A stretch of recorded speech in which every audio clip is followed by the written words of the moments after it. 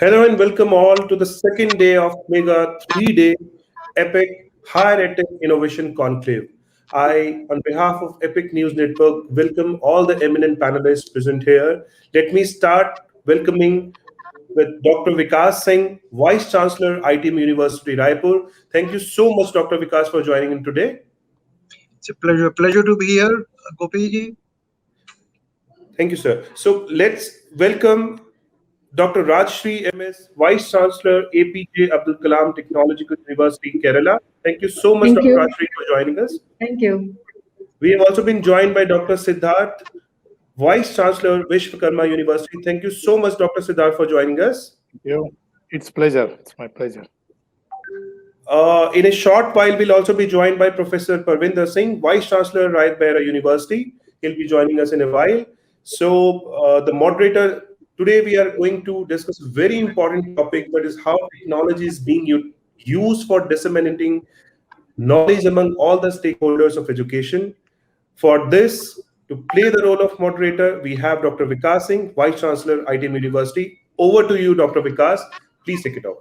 Thanks, Gopi ji. In the beginning, I thank APAC, I thank College Dunia for inviting such eminent panel members for this interesting discussion. And the discussion, around IT and new age technologies, this is something which is very, very relevant now. My, thought on this is that I would be looking forward to hearing the thoughts from Dr. Rajasree, Dr. Jabade, on this. The pandemic, I believe, has really speeded up the intervention by technology. There is no way in which we can think of slowing down the process of technological intervention or slow down. I welcome Professor Parvinder Singh Saab to the panel. Good afternoon, everyone. Good afternoon, sir. Good afternoon. So Sorry, this, late. It's a pleasure to have you on the panel, sir. It's a pleasure. Thank you very much for giving me opportunity to be among the this wisdom luminaries you have on your platform. So thanks for giving me opportunity. Thank you. Please carry on. Right. So, sir, being the moderator, I'm just introducing the topic, and then I would be requesting all the panelists to share their opinion on this topic, sir. The topic, as you know, is how IT and new age technologies are changing the dynamics of higher education in India. So I was just mentioning that because of this pandemic in last 1 year, we have seen immense, I would say, technological intervention in higher education. And if I look at it now, after a year, I would say that for higher education, I think the kind of technological intervention has been there. The way all the faculty members, all the students, they have adopted this technology. I think without this pandemic, it's more like a blessing in disguise. Without this pandemic, I think to reach this stage of use of new age technology, I think would have taken at least 5 years. But I would say because of this pandemic, we have galloped the next 5 years journey, and the amount of technology that we are using now in our teaching learning process, in our evaluation and assessment process, it is tremendous. And all universities, higher education institutions, they have adopted this. The faculty members, I would say students were already using technology. They were very familiar with the use of videos and audios and those kind of platforms. They were using Snapchat, they were using Instagram videos, but the faculty members, I think they have done a wonderful job.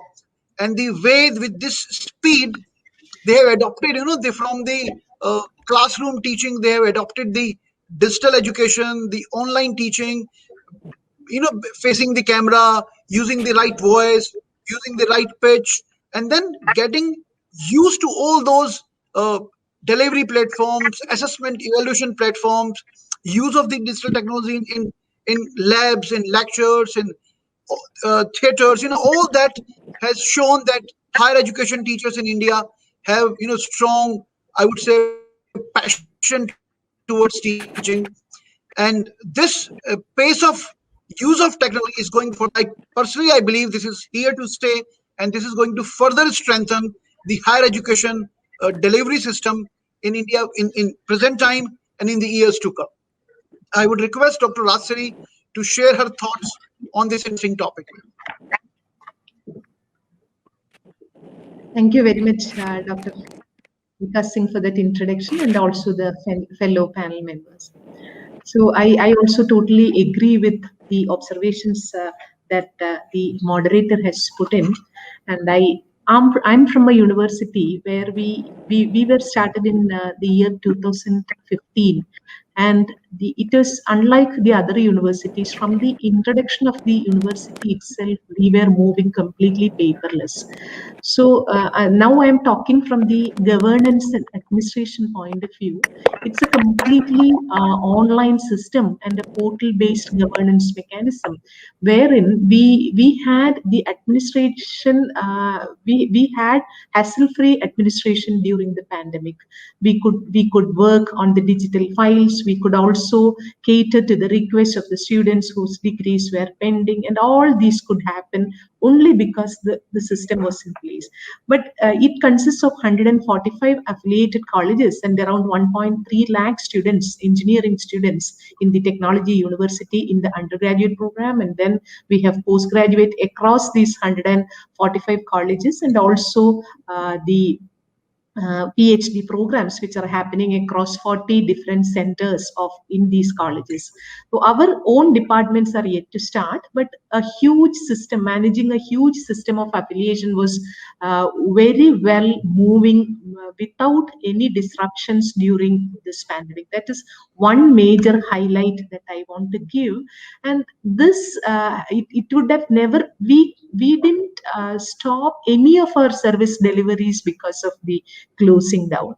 That is one major thing, and which also makes us think again how such innovations can can make organizations resilient to all these kind of issues. Then coming to academics and research, it's again it is immensely difficult to push in any new initiatives to the colleges, because they will keep on saying this is not there, that is not there, this is possible, that is not possible. So that is what Dr. Singh is rightly put it. It is changing. I will say it is not leapfrogging. It's like pole vaulting to the next stage of a mindset change. That is what happened.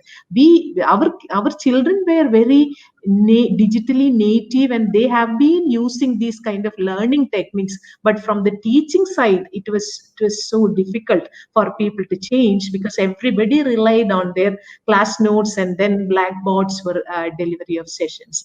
Now, once this becomes online and we have contents and resources which can be delivered at any time to the students at their own convenience, it make educators to think differently. What is the new thing that we can give to the students which is not available elsewhere? What are the innovative or the extra capabilities that we can build in students, other than transferring contents from one location to the other, which used to be the norm of teaching in most of the cases. So the classroom interactions have to be redefined, and there is always possibility for educators to think about this and come up with very novel ways, depending on the academic programs, depending on the specific courses, and depending on the specific topics. And we also, like all the other universities, follow a system of outcome-based education, and it's very evident that outcome-based education can only be achieved by having all the graduate attributes attained. But are we doing justice to it in our teaching learning process? Okay, in the curriculum, we write down everything in black and white. This has to be achieved, this, that. Then in the pedagogy and evaluation system, how much justice are we keeping? How much justice are we giving to this kind of requirement of achieving the attributes? Are we measuring them correctly? So these are the things that we can introspect, because teaching and learning is completely redefined. It can happen with the YouTube videos and everything. If it is defined to be mere content transmission from one place to the other. So let us redefine education for its purpose and solely for attaining the cause which is defined in the outcome-based education. And the first and the most important aspect that we can inculcate in our system is this capability and this change that we need to bring in our systems. That is my first take on these 2 points. Thank you, and I would request the other members also to respond.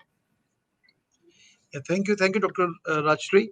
And the way your university, has provided the teaching learning process to 1 lakh plus students without any disruption, and all the faculty members, adopted to this digital change. This in itself shows the passion of your teachers, and under your leadership, I'm so very happy to hear your experience. Now I request Dr. Jabade to please, share his thoughts on the topic of the webinar. Yeah. Thank you, Dr. Vikas Singh ji. Thank you, APAC and College Dunia, my fellow panelists, Dr. Rajasree Singh, Parambir Singh. I think, as rightly said, this pandemic has really accelerated our future to present. What we used to discuss, oh, this will be online, digitalized, and so on and so forth.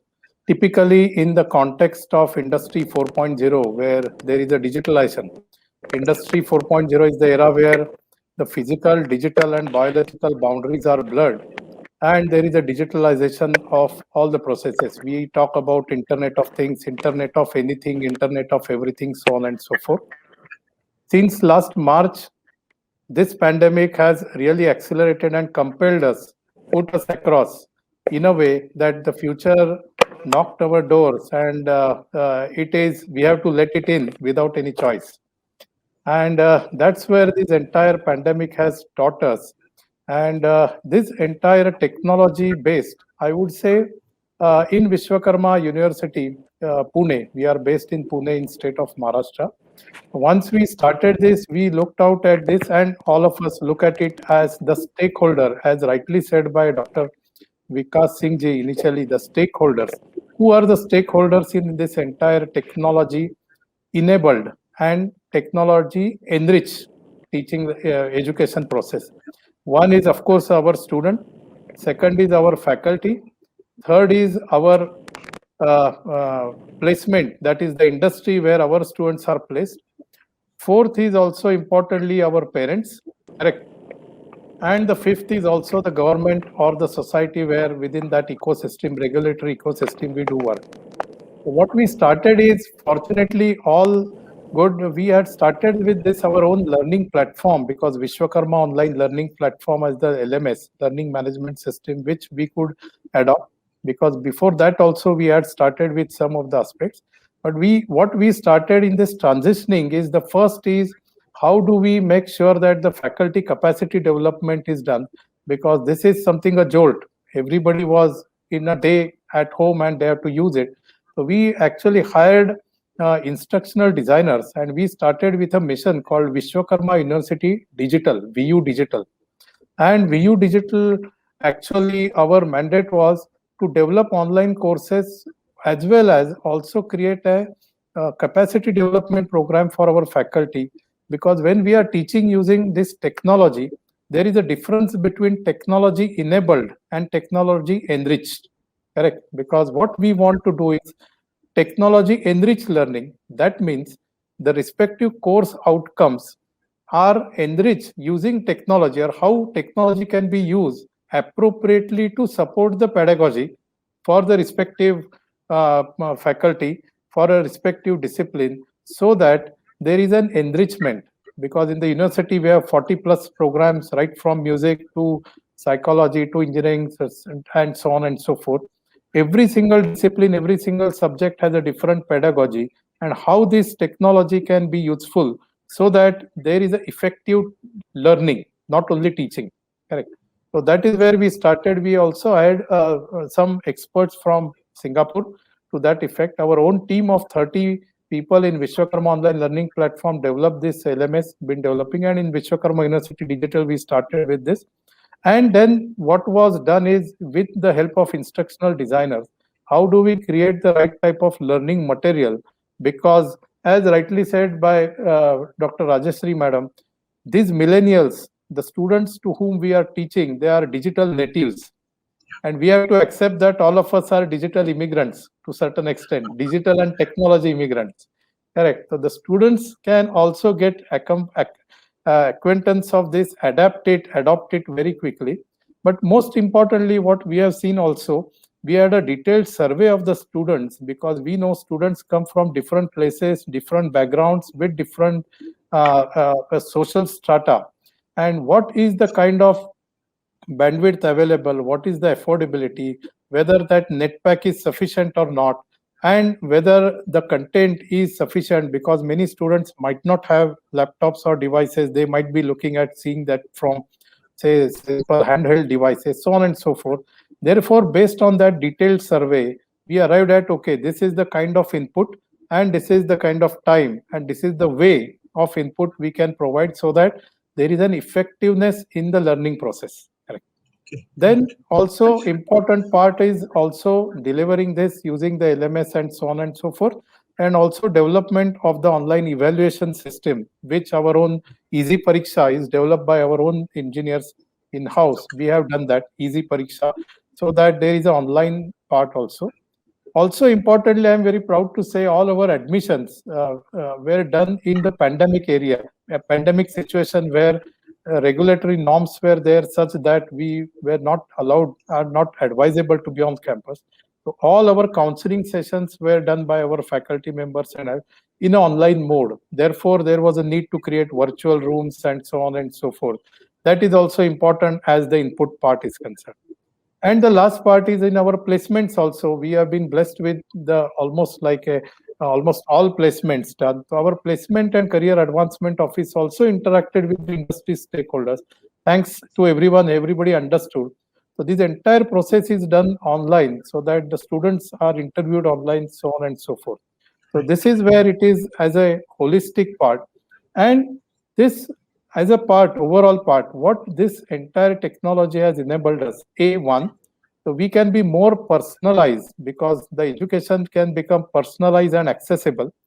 There are then the micro education. We are now moving towards micro education of bits, like 8 to 10 minutes of, say, focus area, then ask the quiz and accordingly. Then the third is also, how do we create our content digitally compatible in terms of enriched, entertaining and engaging content, which is different than a face-to-face, right?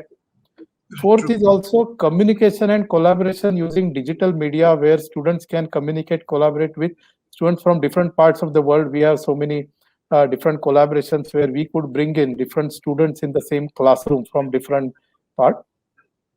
Also, importantly, we have also made sure for the regulatory part, we are the ISO 27001 compliance. We got our ISO 27001 compliance because in this digital galaxy and digital era, this is very important to protect us within the right framework of law in terms of ISO 27001 as the privacy, security, internet, so on and so forth, which is also important part. And through our centers and all those projects which are collaborative and co-working spaces, which are, and I'm very thankful to our industry because we have so many transdisciplinary centers. They also understood, and without any interruption, these things happen.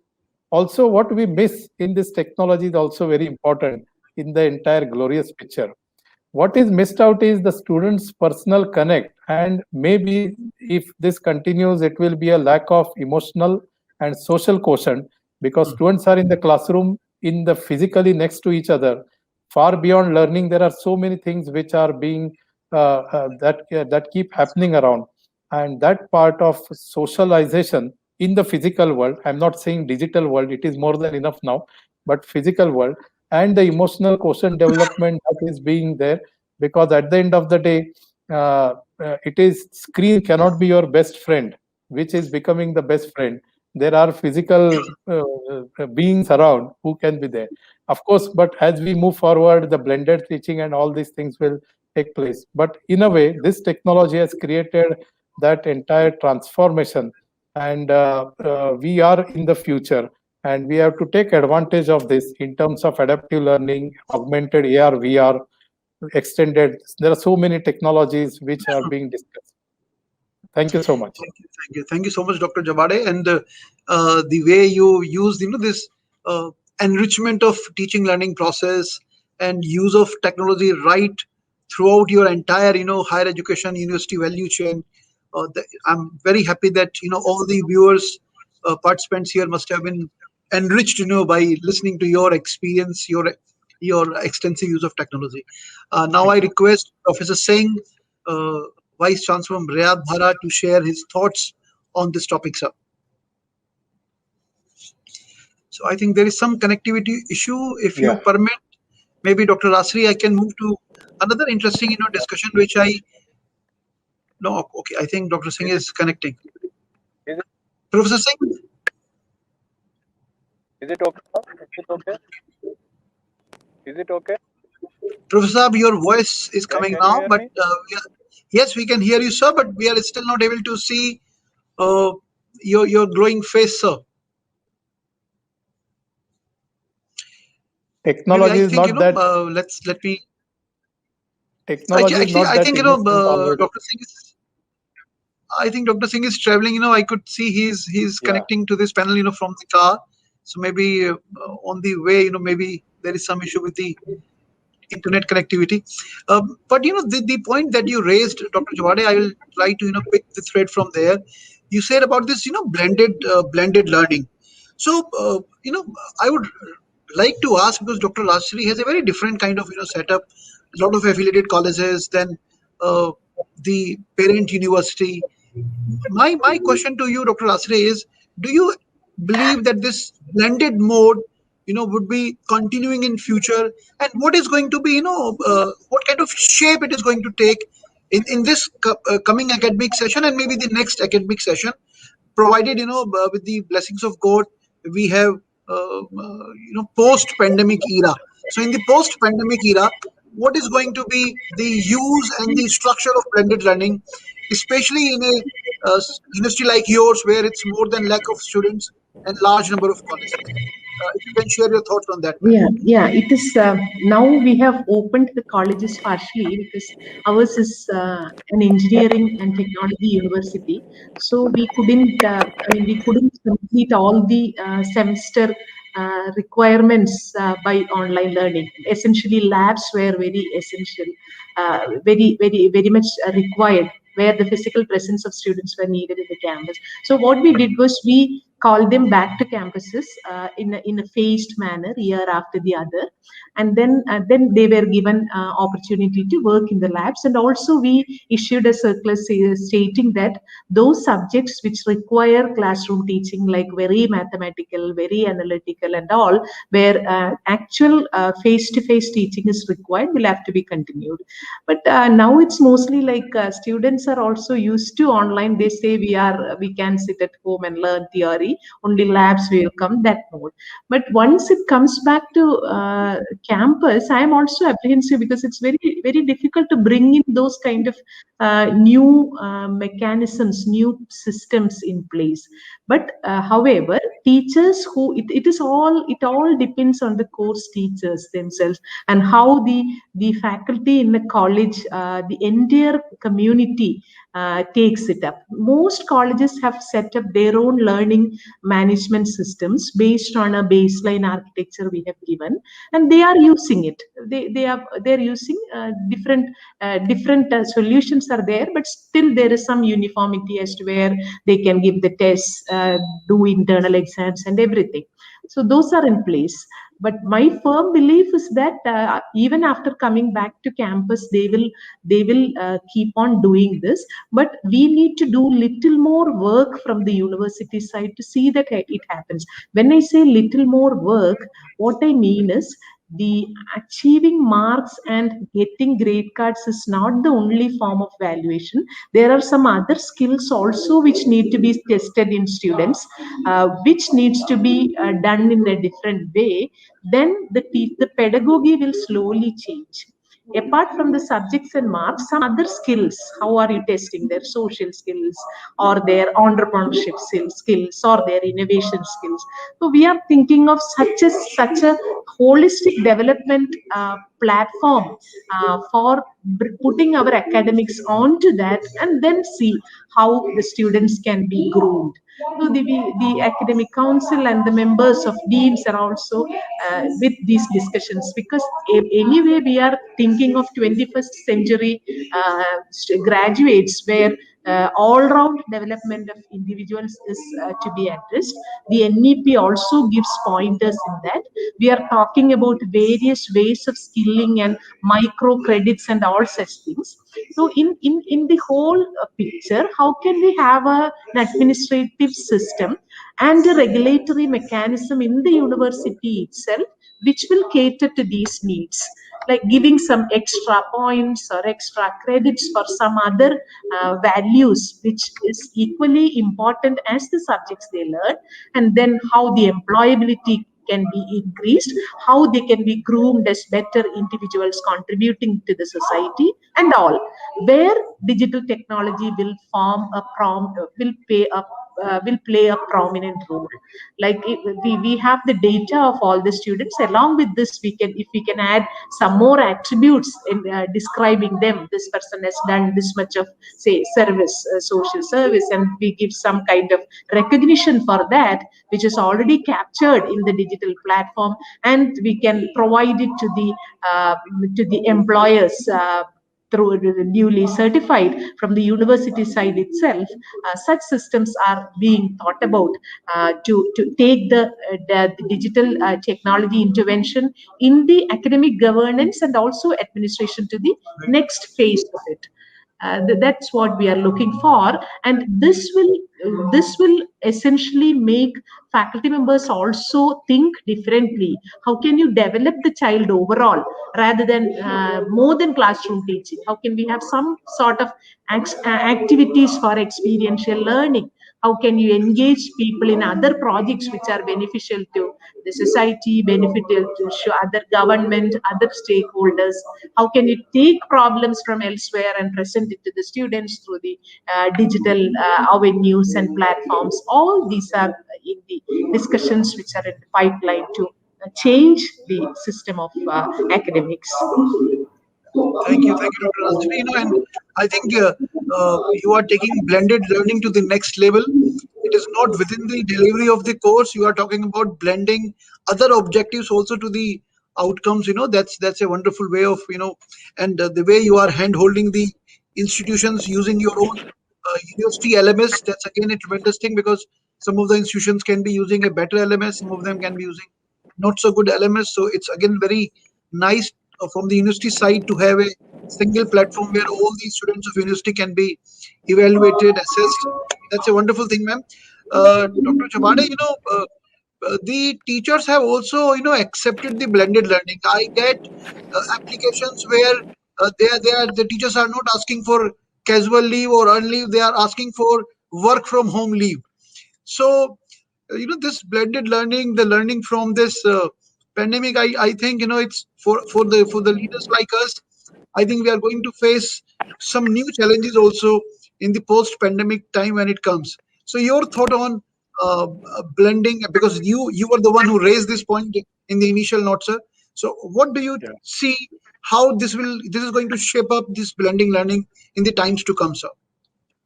It's a very, very, very pertinent and very, very thoughtful question, I must say. I really greatly appreciate.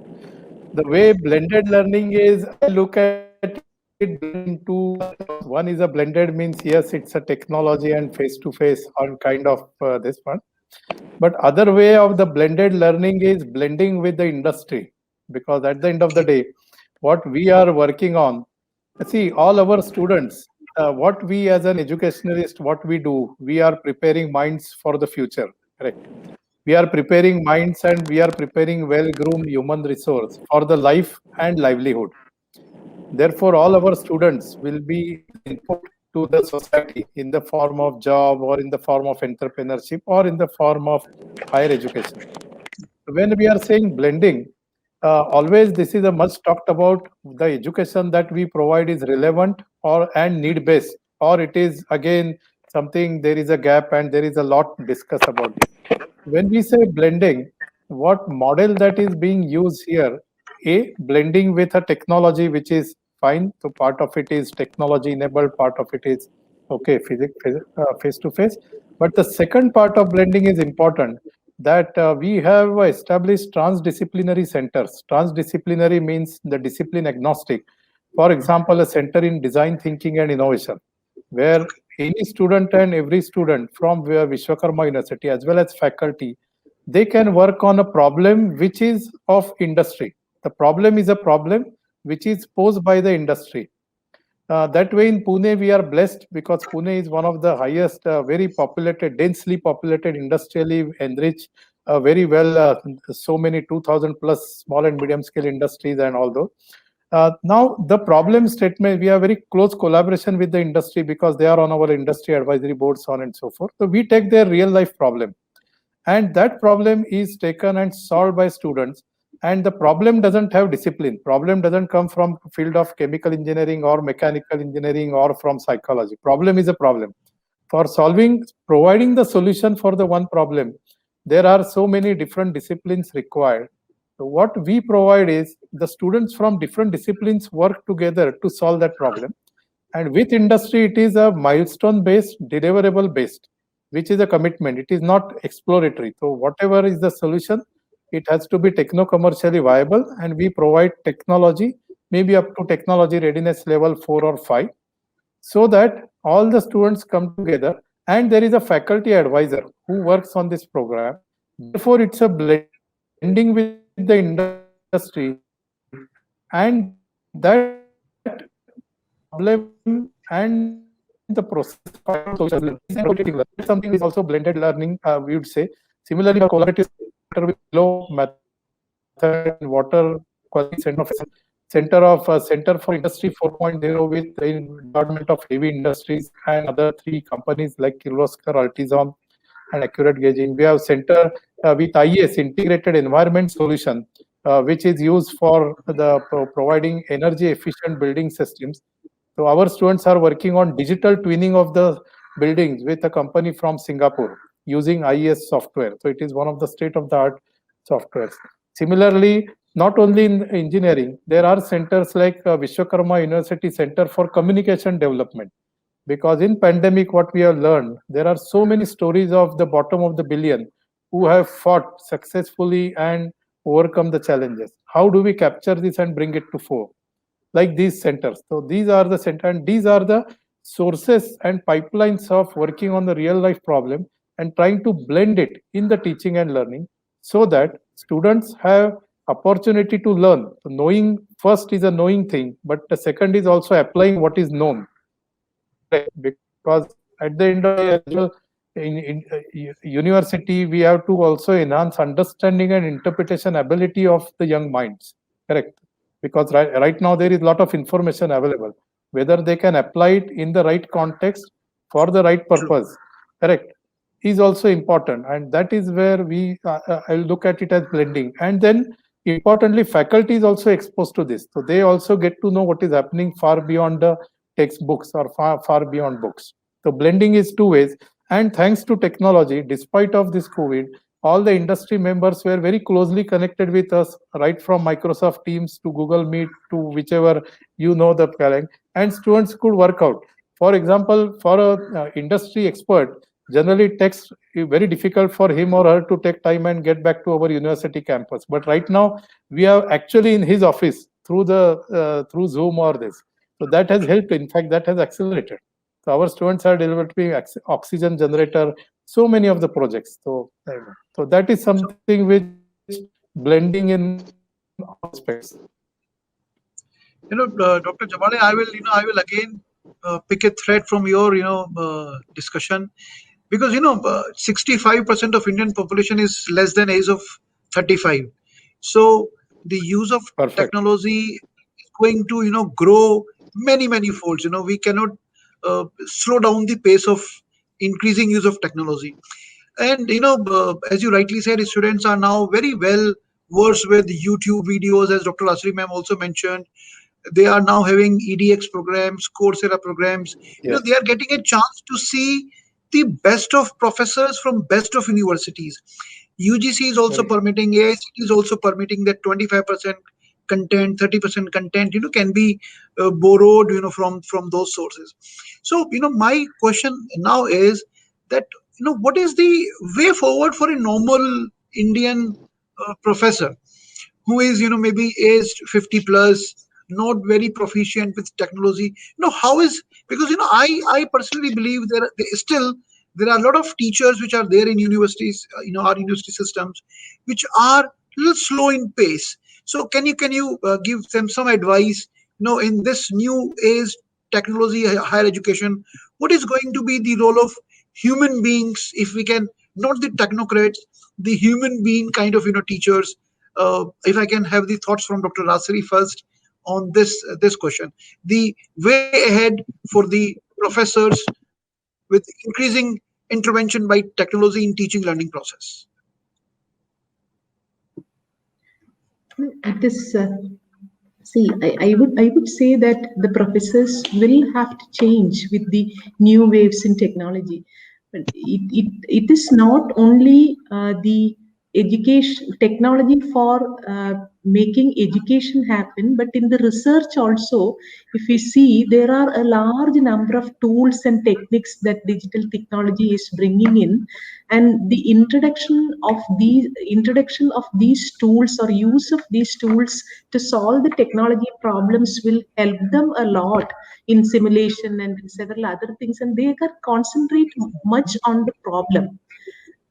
So they don't have to they don't have to worry about how to model this, and because there are ready-made platforms and tools for that, but they can concentrate more on their domain problems. That is the one uh, best advantage that I see in the use of technology. But at the same time, I would want those researchers to see that their imagination and capability of knowledge creation is arrested by the capabilities of the technology. It should never put a limit for the inventions or creation of knowledge they can make.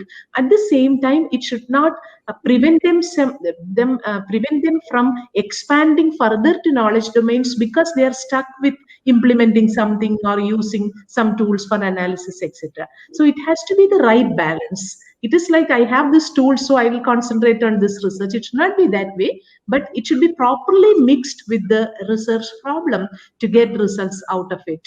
So it is going to be a major push in terms of academics, enhancement of academics, and also for for generation of new research output and innovations. Also, the interdisciplinary research can happen in a very seamless way because of the introduction of these tools and other things. Technology will enable people to look at interdisciplinary problems, like Professor Siddharth was initially putting this about the cyber physical systems, where we don't see the boundaries of knowledge. Like if there is a driverless car that is there, I would say my car is a computer with the physical body of a car. I would see it in a very different way totally. So the way we perceive digital technology immersion into the other streams of engineering, or any way for that matter, if it is a social science problem, the digital technology can bring in a wonderful fabric to to address that problem. That is what we are seeing throughout the nation, how the financial technology is being used for very interesting solutions to reach the all the people, like direct benefit transfer and several other things. There are many dimensions to it, how the digital empowerment and how the data can be used very effectively for making governance decisions, for planning of schemes for the benefit of people. So irrespective of the subjects, and we have also seen how medical science and technologies and the scientific disciplines have been working together to come up with the COVID vaccine with the limited time that was available to save life and come out of the pandemic.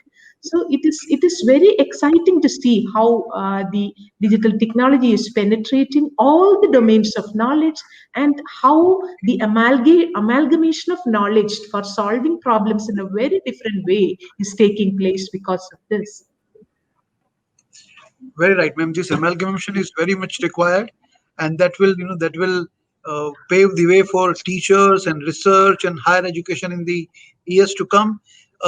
Can we have the thoughts of Dr. Jabade also on this, sir? Yeah, very well said. I will take the thread also from the same Professor Rajasree Madam said.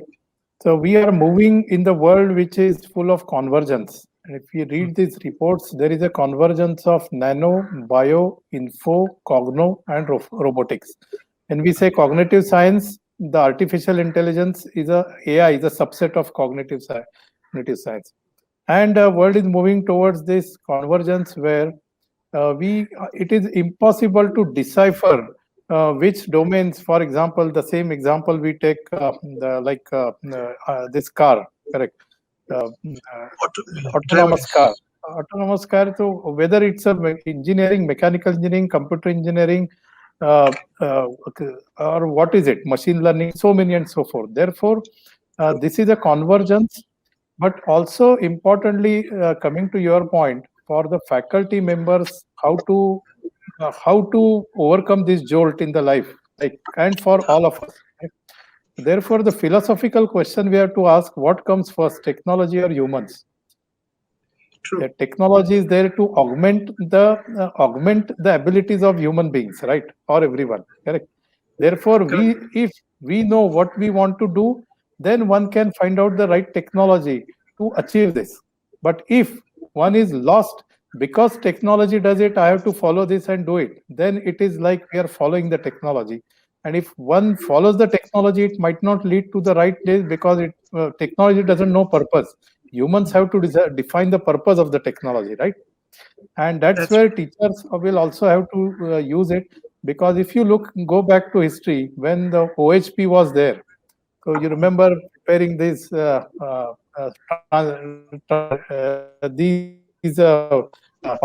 sheets, correct? Transparent sheets and all those. Then came the LCD projectors, then PowerPoint PPT. Now people use Prezi, so on. Similarly, this is again technology. And if you look at this technology, it has become augmented reality, virtual reality, mixed reality, and extended reality. Now you have a goggles where you have experience. So even if Dr. Vikas Singh is sitting in his office, if you wear a goggle, it is as if Siddharth Jabade is right in front of him, madam is, and that's where we are in the world, which is immersive technology. And we can't stop this. Now, the point is, how can we use this as a tool, correct, to enrich and enhance the course outcome or the research outcome or the innovation outcome? Is one has to sit back and think deeply with respect to what they are teaching and what is the research in this. And this is the world where convergence is happening fast. And also one more important phenomena that we look at it is where the humanities, social science has been at the forefront, because liberal arts, because technology is innocent. But again, these things are very important to make sure that these are well used and so students are responsible and one uses these technologies responsibly, correct? And therefore we see that confluence also, and that's where the NEP also is. We greatly respect NEP because the multidisciplinarity, the convergent thinking and divergent thinking, the right brain and the left brain is well recognized. And even if he or she is an engineer, the same creativity and the other side of the brain is equally important. It is not that is left alone and only one part convergent thinking is done. Therefore, divergent thinking is also equally important. And that balance is being now established in educational systems through multidisciplinary education. So that, as I would like to take the same thread with Dr. Rajasree Madam said, holistic part, because Steve Jobs in spirit discussion why iPhones are one of the best, because I'm saying not as validate, because he said not necessarily developed only by engineers, correct? So there are so many other people around. So that's where holistic part is also important. And that is where we are moving forward, and our faculty will also have to accept, respect, and acknowledge this part, right? Absolutely, absolutely, Dr. Jabade, you very rightly pointed out, and I know many universities in India, those who have started introducing a subject of design thinking in their UG programs and PG programs, and Right. they want all the young people to have this, mindset, which, as Dr. Rajasree ma'am said, the mindset where they think about bringing out solutions to problems, using design thinking approach. So I think higher education leaders have uh, uh, taking steps in the right direction, and I think higher education is going to be further strengthened. If I can request Dr. Singh to have some concluding comments on the discussion, it would be very nice to hear to Professor Parvinder Singh. Sir, if you can connect, please. I think there is still some. Professor Singh, can you? I think there's some technical error at Professor Pravinder Singh's end. Maybe can you hear us, Professor Pravinder? Hello. Yeah, he can hear us now. So, Professor Singh, we are waiting. If you can add some concluding thoughts on this webinar, sir, from your side, it would be very nice for all of us to hear you. I'm feeling regret that my net is troubling because I am traveling from outstation to You my should reach out. university. But I could hear all the Dr. Rajasree, Dr. Vikas, and Dr. Siddharth. So, can you hear me? Yeah, we So, can hear you, it, sir. it was very Please impressive. continue. Yeah, it was very impressive and very thematic discussion by all the wisdom Vice Chancellor. So, I think most of the things they have already been shared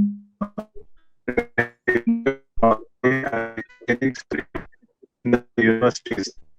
And today itself, incidentally, I had a discussion with one of the top officials of UGC.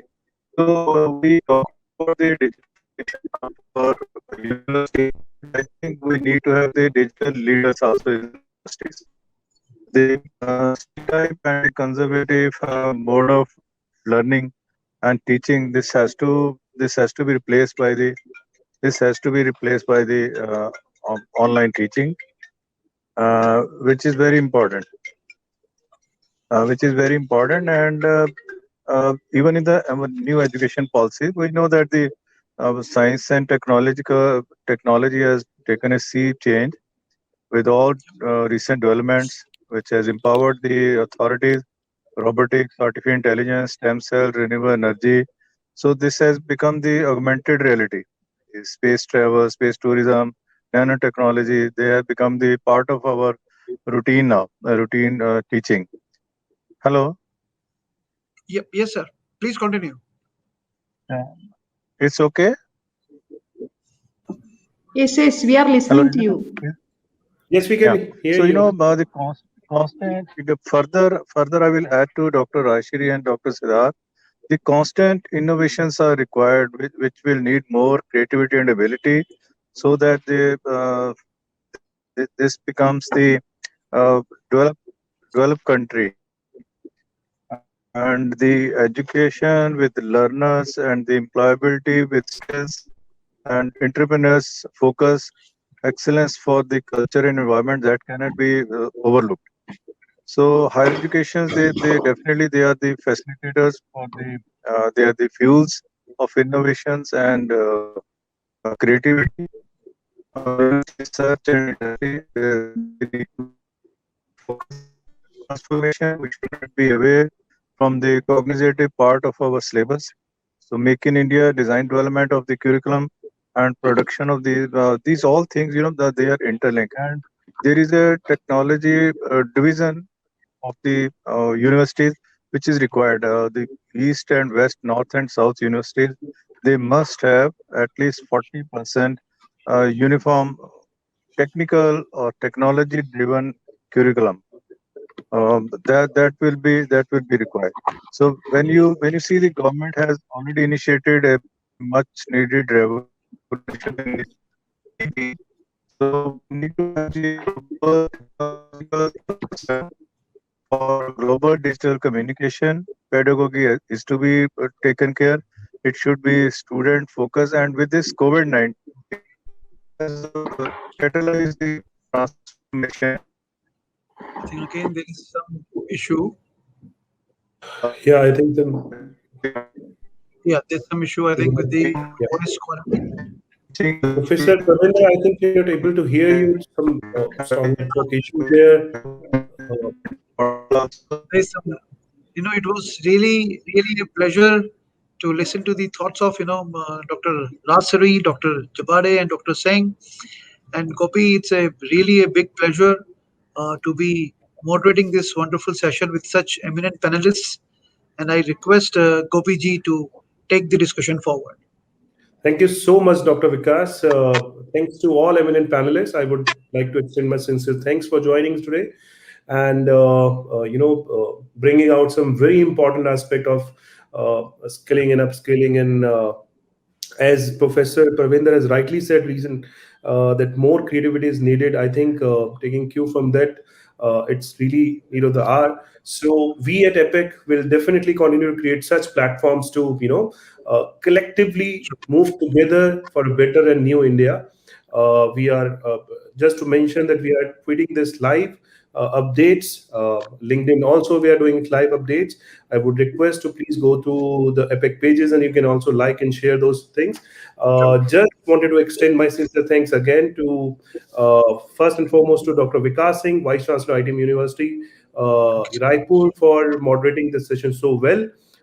To Dr. Rajasree MS, Vice Chancellor, APJ Abdul Kalam Technological University, Kerala, Dr. Siddharth, Vice Chancellor, Vishwakarma University, Professor Parvinder Singh, Vice Chancellor, Raipur University, for joining us today. Please stay tuned for more updates, more sessions. Thank you so much for joining us today. Thank you. Thanks to Nice meeting you all. Thank you.